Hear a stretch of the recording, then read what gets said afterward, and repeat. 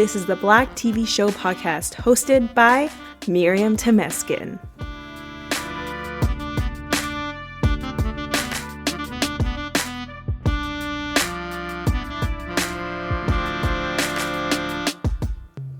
Hi, welcome back with another episode of A Different World. And today we are dealing with money trouble. That's basically what's happening with this episode.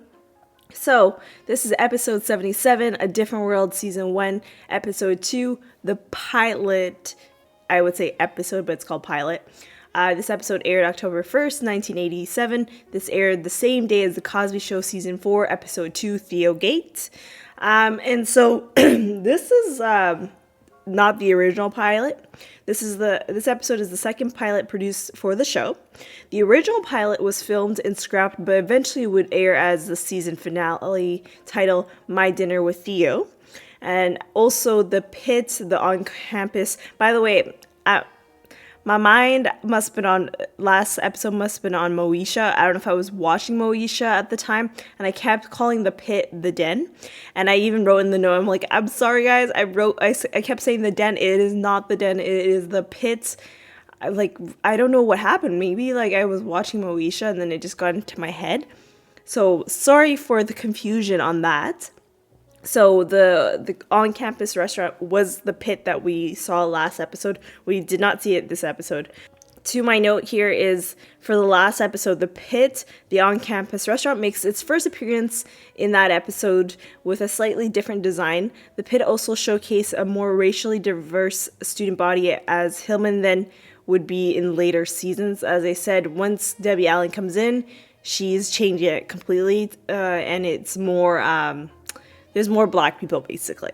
So, sorry for the confusion last week. My bad on that. But yeah, so this episode is not the original pilot, but we will get to the original one at the end of this season, which is kind of confusing, but that's just how it is. So, the synopsis is, Denise hopes to solve her latest financial problems without assisting from home. And so basically, we start, at the campus, and, we get shots of the actual campuses of an HBCU of Spelman College, and I believe the other one is Clark, Atlanta. So they're both at Atlanta. They clearly, the Cosby Show franchise loves Atlanta, or is it just because there's more HBCUs in Atlanta? Not sure, because there's also Morehouse for males, for men only. So maybe that's the reason why it's just easier to get clips from there, but I don't know. And so we see Denise is running back and forth basically because she has to pay the deposit for the dorm fees for her and Jaleesa. And she's late. Stevie lets her know that she's late. And Denise mentions she has a cash flow problem.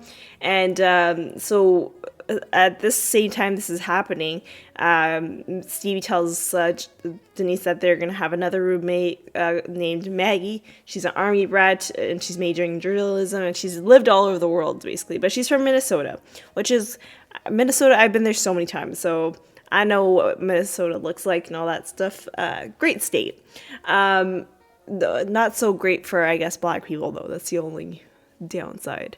But my experience has been great in Minnesota. And then Whitley comes to talk to Denise about her new roommate, and Denise basically repeats what Stevie says to her, to Whitley, about, this roommate will be amazing. Why is Denise and Jaleesa getting another roommate and Whitley's all alone? Did anyone question that?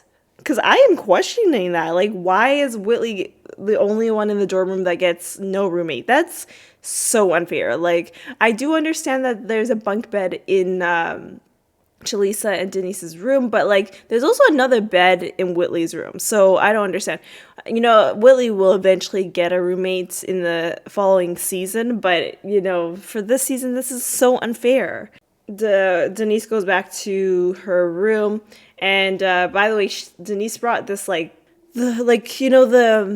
antlers of like a deer, basically, and it's like it has lights on it. And Jaleesa is like, why do you have this? And Denise is like, it adds character. And Jaleesa is just annoyed by this. And so Denise mentions to Jaleesa that they're getting new roommates, and Jaleesa says, "This doesn't bother me. I lived with I think it was 7 or 8 sisters and brothers, so I can handle this." And so the doorbell, someone knocks on the doorbell, and it's Maggie, and we find out she is white.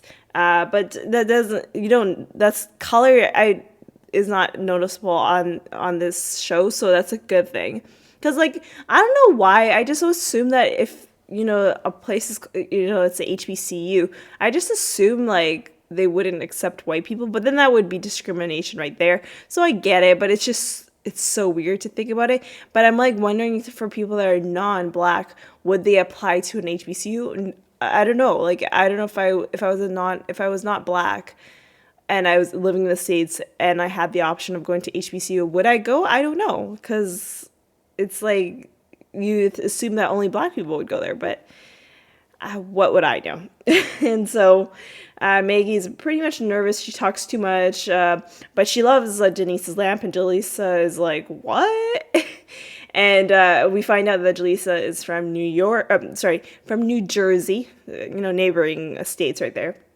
And of course Maggie's from Minnesota.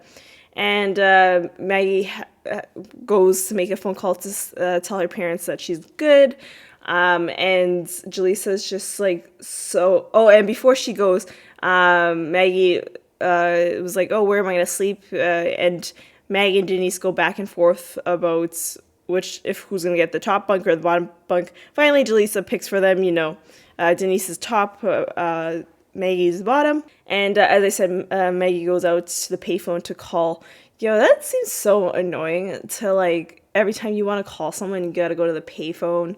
And if someone else is already using the payphone, we used to live this life. Isn't that crazy? We used to live this life where we couldn't carry a phone with us. We had to like find a payphone. Well, actually, back then payphones were common, so it's easy to find one. But it's like sometimes you have to wait in line to use a payphone. Wow, hard times, honestly. Yeah, it's later on, and we're at the main floor of Gilbert Hall, and Maggie apparently sent a letter to herself just to make that she makes herself feel better. And yeah, that's about it. I'm not going to go into the details of that. And then Denise comes in from the bank, and she is sad because her check bounced and her account is overdrawn, and she's over by $128. And Denise is even more sad now because she's supposed to be paying for Jaleesa's dorm room fees also. So now they're about to get kicked out tomorrow at 9 a.m. And Maggie suggests, like, why don't you ask your parents for money? And Denise was like, I can't. I always do that. It is time to be basically an adult. I need to get this money on my own. Like, she just doesn't want to ask her parents. And I understand. You're like, I've done this too many times. I don't want my parents to be the go-to people to always get me money. So I understand her point of view, but it's like, you're in a bind. Like, what can you do? You only have less than 24 hours to get yourself out of this situation. And the easiest way is to ask your parents for the money. So I don't know. And so we're done Act 1, and we're going to into Act 2, and all of the girls are watching some soap opera show. They're all so into it. And I noticed that one of the girls that was in this group of girls that we saw, and by the way, Maggie is one of the girls there. Everyone else is just like a background person. But one of the girls that we see in this group, she was in the Hillman episode on The Cosby Show. If you remember Phyllis, she was the roommate of Denise. And now she's not a roommate of Denise. Like, this is like what's confusing me. Because it's like, wouldn't you just have the same roommate as before? But I wouldn't know. I didn't stay in a dorm room. I know, like, year to year, if it depends, like, if you move dorm rooms, then maybe things change. But it's very strange to me. I don't know. It's weird. And of course, we're not going to see her after season 1, but yeah. And so then the show is over, and they all basically leave. And Denise is on the phone while this is happening, and she's trying to get a job over the phone and says, like, can I get an advance, like a $200 advance? And they're like, no. And so she finally calls her home, and Rudy picks up, and Rudy's like, do you need some money? And Denise is like, no, I just want to talk to Dad. And so Cliff comes and asks, like, are you flunking, or are you in jail? And Denise was like, no, I just want to give you updates. And Cliff was like, oh, hi, Denise. And so Denise says, like, hello, and she misses everyone, and she doesn't need or want anything. She just, called to say hi. And so she ended up not asking for any money. But the weird thing is, like, Rudy asked Cliff, like, does she want any money? And Cliff was like, yes, but she's afraid to ask. So he literally knows that. So as a parent, when do you want to tell, be straight up to your daughter and be like, do you want money? But I guess he kind of did, but I don't know. It's just, she didn't really say anything about it. So I don't know. It's a hard situation in this case because he knows exactly why she was calling. But she doesn't want their help. So she goes to her room and she tells Maggie that, I couldn't get the money from my parents. And so Maggie's like, I could be the person to tell Jaleesa about getting kicked out. So Jaleesa comes into the dorm and she talks about work. She's working in the cafeteria, I think. That's where she's working. She's not working at the pit. We know that for sure because they don't wear those outfits. And Maggie wants to tell. And wait a minute, I just realized, do we ever see the cafeteria? I'm like, as I said, I haven't seen season 1 in like forever, so I don't know. Because as of season 2, there is no cafeteria. The pit is the only place. So I don't know, but we'll figure that out when we get through these episodes. And Maggie tells Jaleesa that you're going to get kicked out of the dorm room, and Jaleesa's like so mad because she's like, how can you make this mistake? I thought you were smarter than this, but clearly you're basically dumb on this part, right? And Denise says, like, she will handle it. And so Jaleesa is mad at Denise. She tells her she's unorganized, and Jaleesa is like, did you ask your parents for the money? And Denise is like, I can't. And Jaleesa was like, this is not the time to be mature. Like, you need to ask them for money. And she's like, I can't do that. And so Jaleesa says that she's going to go and gets the money, even if that it means calling her ex-husband for the money. And Maggie was like, she has an ex-husband? And Denise was like, yeah, it was a pretty short marriage.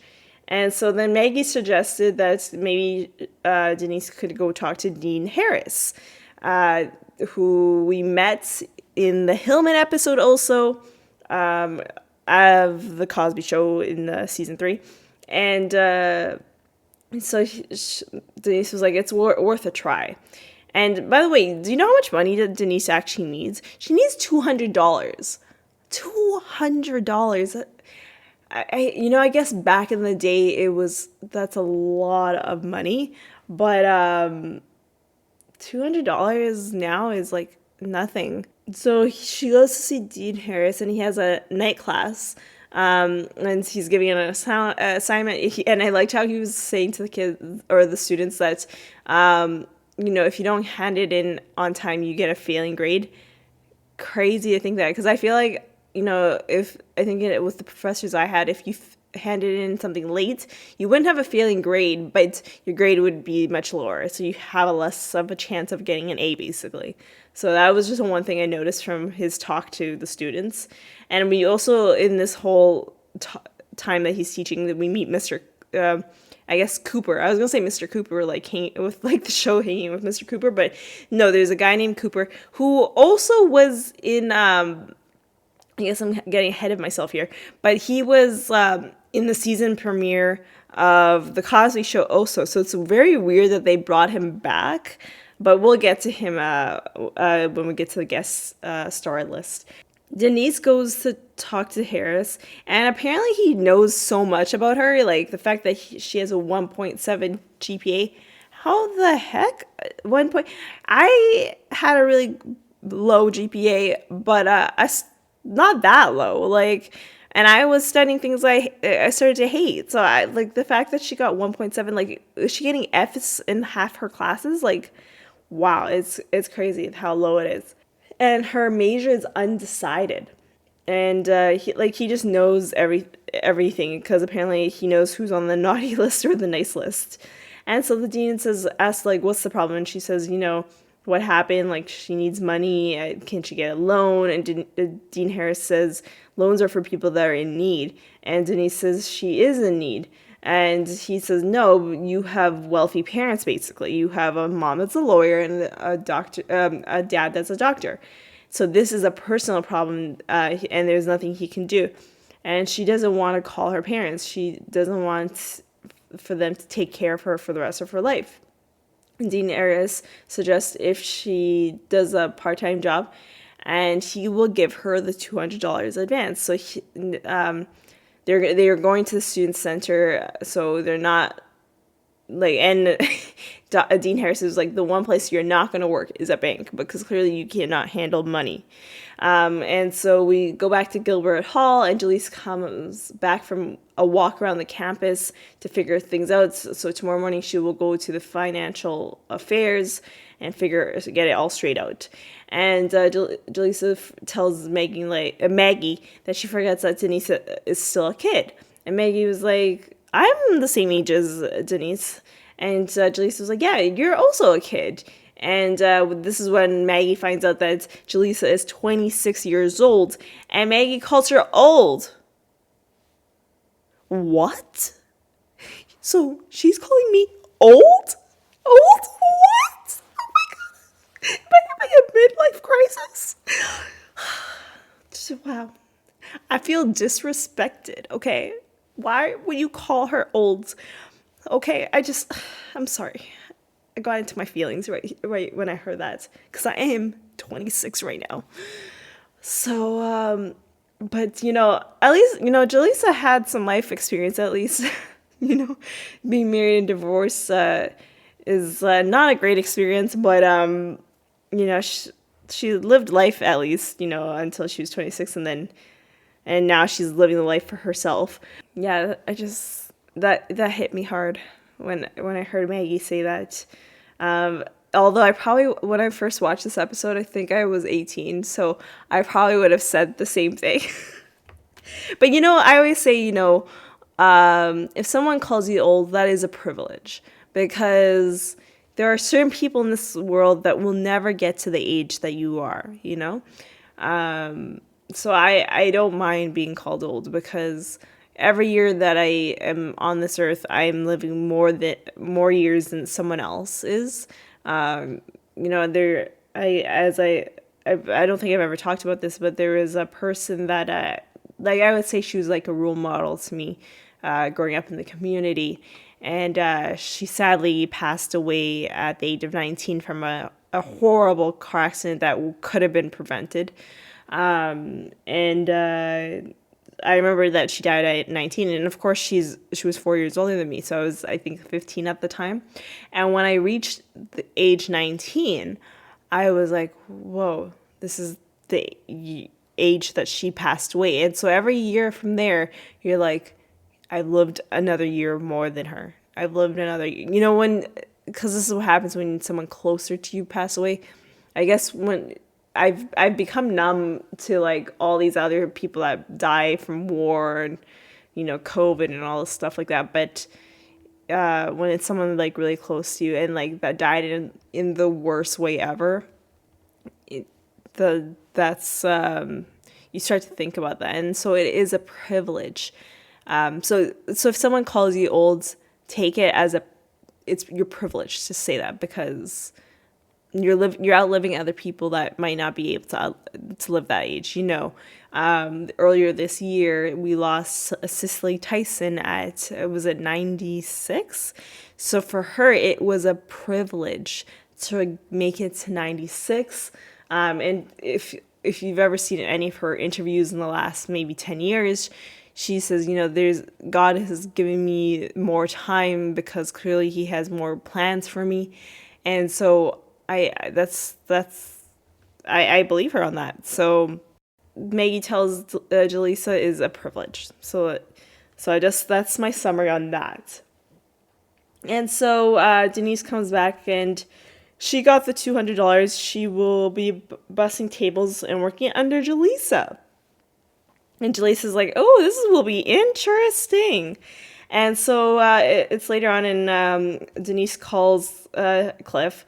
And at this time, Cliff and Rudy are playing chess.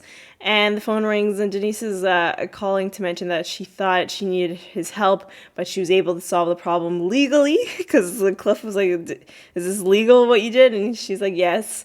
And so she says, good night, I'm going to bed. And so then he hangs up, and Rudy asks Cliff, like, does she still want money? And Cliff says, no, she found a way to get the money. And Rudy was like, good for her. And so Denise goes back to the dorm room because it's nighttime. And she steps on Maggie's face. I would hate that. I hate the top bunk. But at the same time, the bottom bunk, it's sometimes annoying because you could just, there's so many things happening, and it's just, when I was traveling Europe, I was staying in hostels, so most of the time you're sleeping in bunk beds, and for some sort of reason, like there's certain hostels where it's like you're scheduled to be at a certain bed, like you just with the way you book. So I'd always have to end up on the top bunk, and I was just like, I hate using the ladder to get up there. It's horrible. But then whenever I was on the bottom bunk, it just, whatever room I was in, I heard a lot of noises, and it was annoying. So no matter what, I felt like there was no win-win situation with a bunk bed. And so Denise apologized to Jaleesa for, the whole situation of the money. And she asked Jaleesa to apologize for yelling. And she's like, no, I'm not going to apologize. And so Maggie starts talking, like, by saying, like, I'm sorry, like, pretending to be Jaleesa to apologize. And then all of a sudden she starts talking randomly. And finally, Denise was like, Maggie, stop. And they all say goodnight to each other. And we end the episode right there. And so we have quite a few guest stars. Of course, we had Bill Cosby as Cliff Huxtable, or I guess Dr. Cliff Huxtable. We had Keisha Knight Pulliam as Rudy Huxtable. And so as I said, this episode was the same time as Theogate. So they were both on The Cosby Show at the same time.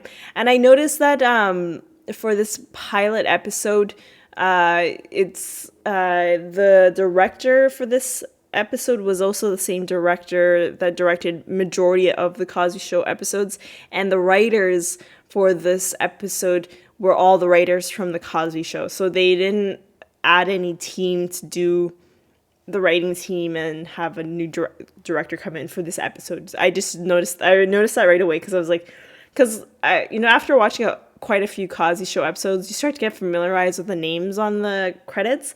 And so I just right away I noticed all the names that were on the credits for this episode were the same on the Cosby Show. And, you remember Matt Williams, the guy that played Mr. Westlake in the Mrs. Westlake's episode? He actually wrote this pilot. Yet again, he is a white man. And he wrote this pilot. I don't know about the other two writers. I don't know what their ethnic background is, but to me that seems so wrong. But whatever, that's just how it is. And then we had Ted Ross, who played Dean Harris, and then we had Phyllis playing Phyllis, but she really had a really minor role in this episode. She was only at the soap opera when they were watching the show. She was only in that scene. We have Todd Hallowell, who plays Cooper. He was, as I said, he was also in the pilot episode of The Cosby Show, and I don't think he did much acting afterwards. And then we had Paris Vaughn, and I don't know much about her. I think she just didn't do anything afterwards. And so we have, the lesson for this episode is, when lending money, know that you might not get that money back. That's my policy. I don't give money to people. Like, if I can't afford giving you that money knowing I can't get it back, I'll straight up tell you and be like, I'm sorry, no, I can't give you that money to borrow. I'm sorry. But if I know that I can give that money away, I'll give it to you. And if you give it back to me, then it's always a surprise. I got extra money back, But I think that's the lesson here, because Jaleesa should have never trusted Denise with paying for her dorm room fees. That's just not right. So Jaleesa should learn her lesson never to lend money if she doesn't have enough money to pay for her fees. And the questions I have for you guys is, what did you do to get out of your money troubles? I want to know from you guys. And use the hashtag different worlds. So the next episode is episode 78, The Cosby Show season 4, episode 3, It Ain't Easy Being Green. And I will see you all on the next one.